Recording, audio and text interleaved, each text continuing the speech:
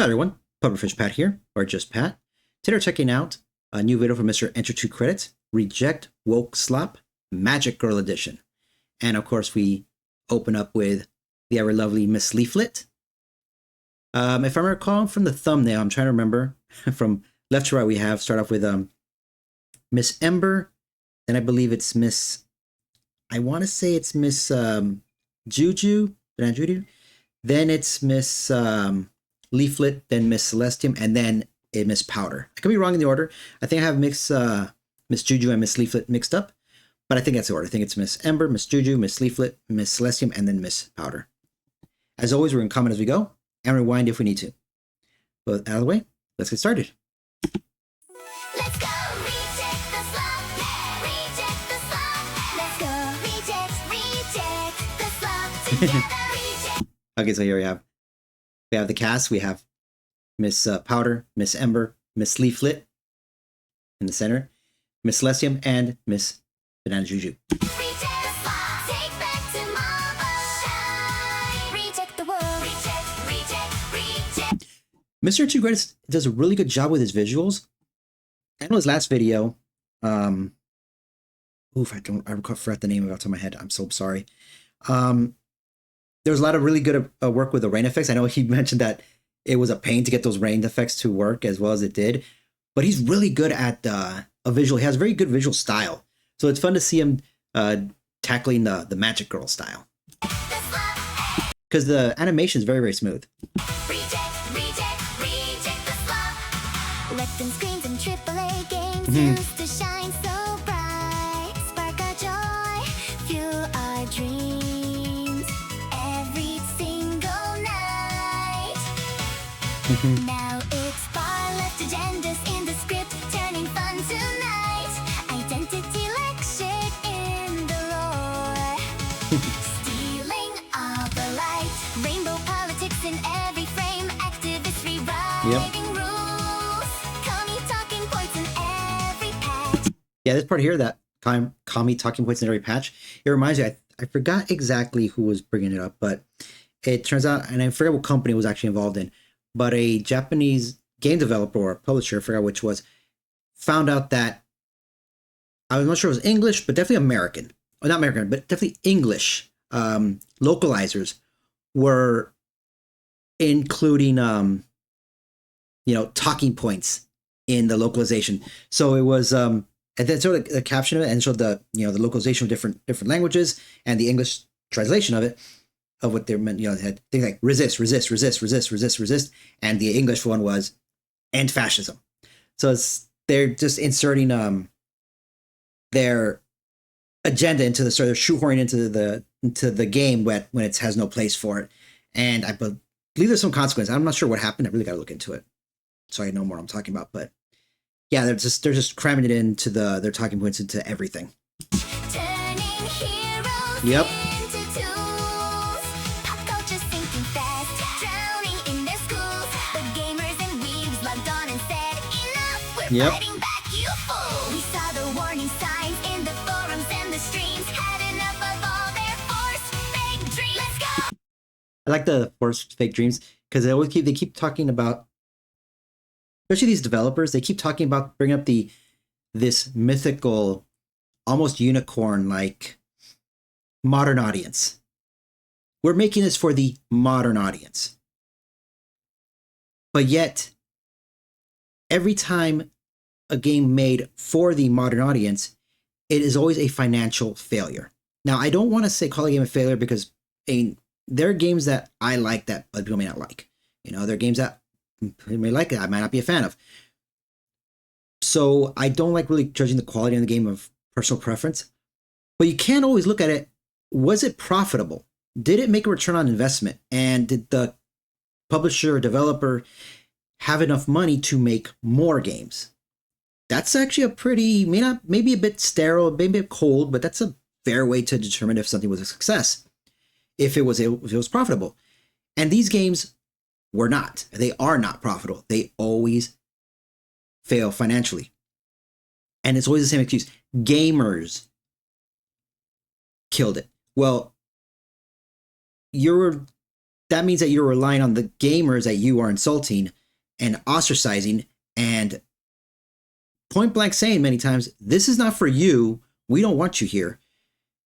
Saying that you need them to make the game profitable. You know, what happened to the modern audience? The great modern audience that's going to, they make the game for. What's up with them? It kind of reminds me of like, I forgot, was it Mr. Bill Burr who's made the joke about that? About the WNBA, how it was actually women that failed the WNBA because it's women, but they don't watch it. Yeah. Sorry for that stupid rant.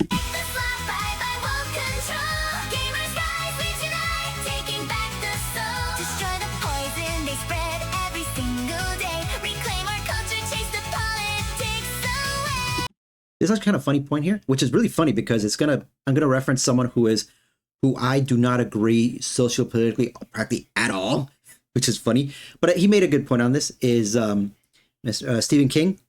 Like I said, I do not agree with him sociopolitically like, at all, but I think he made a very good point here.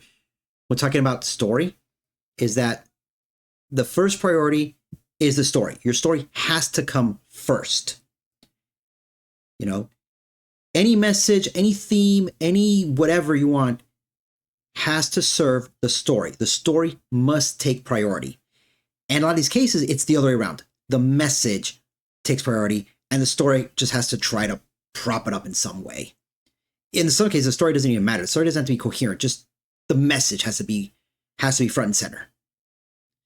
You know, and then like reclaiming our culture and chasing the politics away. We can have politics in games. You can have social commentary in games, but again, the priority should be the story, or the priority should be the game, the gameplay, having fun, having been entertained, you know.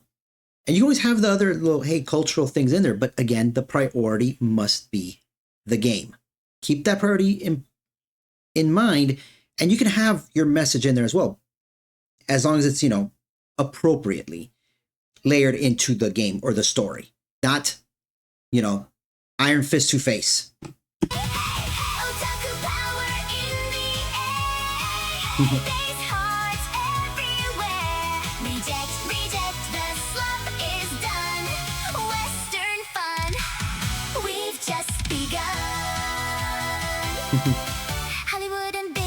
Yep.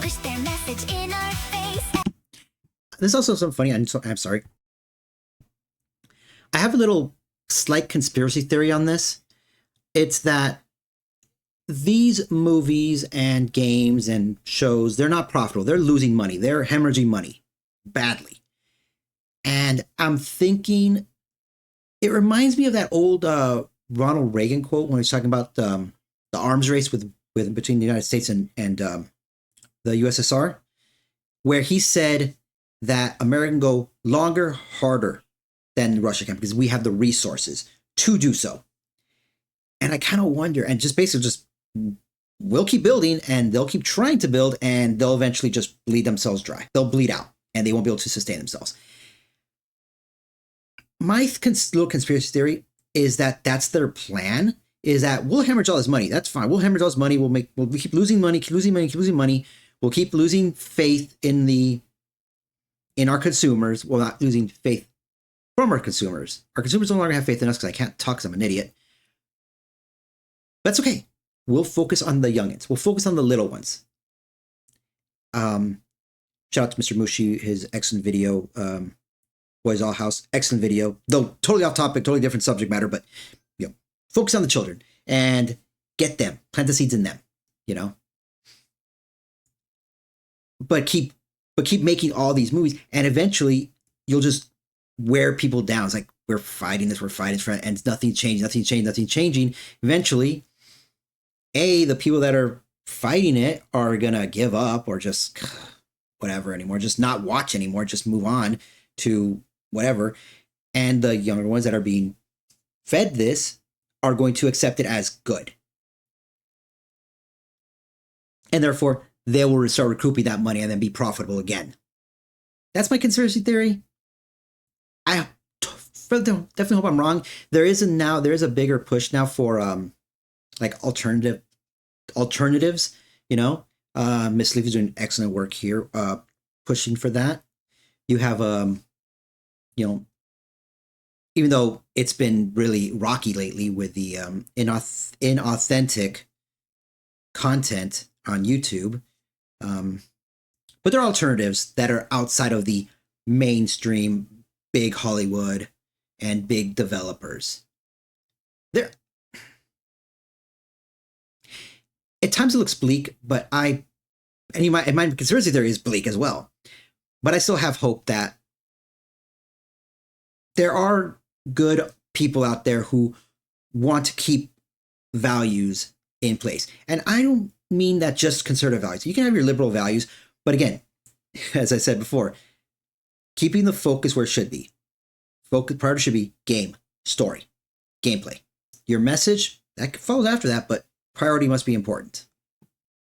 Every blockbuster, every title lost its grace, but from the Discord raids and late night anime streams we rose. Gamers and weebs stood tall and started the counterflow. Memes are flying, boycotts hitting hard and true, building our own worlds again. That's a neat effect. Nice little neon outlines. And no more bowing to the crew, no forced inclusion, no more virtue signal view. We're saving Western spirit. That's what real fans do.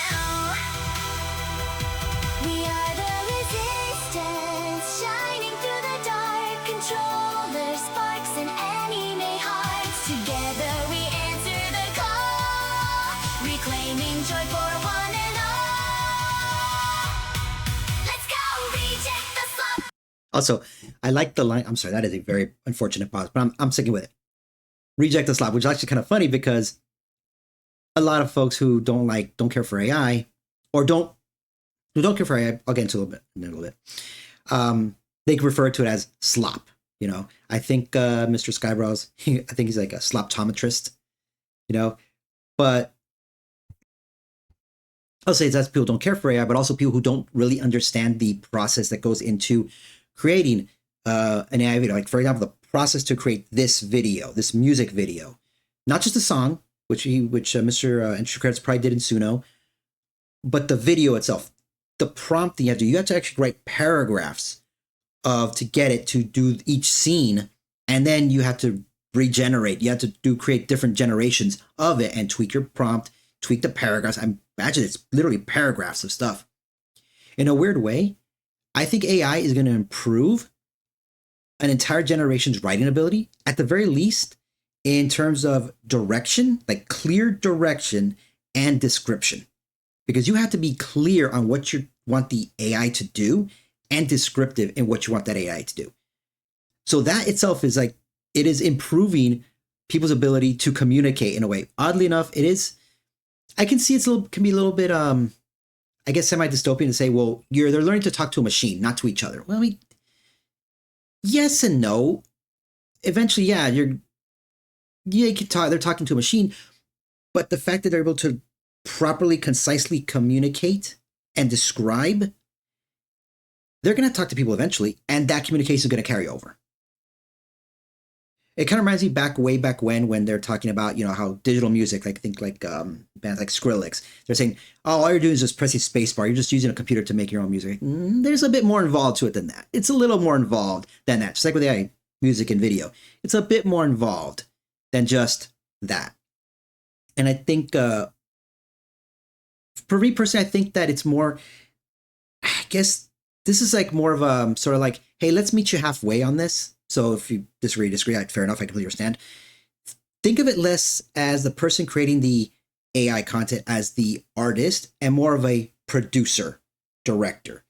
They're coming in saying, I want this. The AI gives them this and say, okay, I'm changing this, do it again and do it again until it gets something that it is something that the producer, director wants. You're refining it. And at the end of the day, it's always a human touch that makes it good and care involved in creating the content, creating the quote unquote slop. Bye bye woke control, goodbye forever. Gamers rise, lead unite, touch the sky, take it home. Destroy the lies, bring the real back home. Saving civilization, we're never alone. Otaku revolution. This is our solution. Reject the slop forever Yep. Western culture. We restore. Reject the slop. Reject the slop. Ah, that is so cute. I just feel bad because I was spending more time rambling like a moron than actually looking at the cute girls. I don't know how I feel about that. But either way, excellent video from Mr. Two Credits. Such a phenomenal job. He is really, really good at this. He really needs to get more subscribers. Obviously, of course, I'm going to, like I said before at the beginning, original video, channel will be in the description. With that out of the way, I hope you all have a wonderful day. Take care, and I will see you in the next one. All right. Bye.